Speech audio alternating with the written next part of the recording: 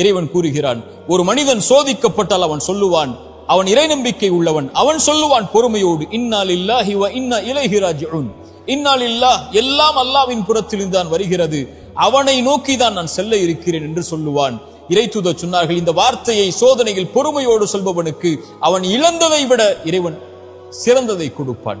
அவன் நம்புகிறான், இறைவன் புறத்திலிருந்து தான் நடந்தது இந்த கடந்த காலத்தில், இறைவன் இதை மாற்றுவான், அவன் எதிர்காலத்தை எனக்கு கொடுத்திருக்கிறான், அதை நோக்கி நான் நகர வேண்டும் என்ற அடிப்படையை புரிந்தவனாக அவன் இந்த உலக வாழ்வில் வாழ்வான், எது இழந்தாலும் என்று இறைத்தூதர் சொன்னார்கள், ஒரு மனிதனுடைய குழந்தையுடைய உயிரை கைப்பற்றுவான் இறைவன்.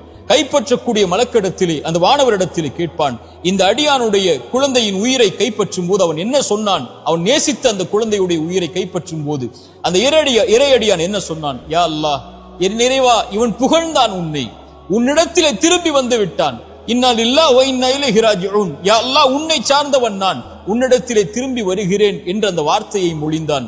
இறைவன் சொல்லுவான், அவனுக்கு சொர்க்கத்திலே ஒரு வீட்டை அமையுங்கள் என்று.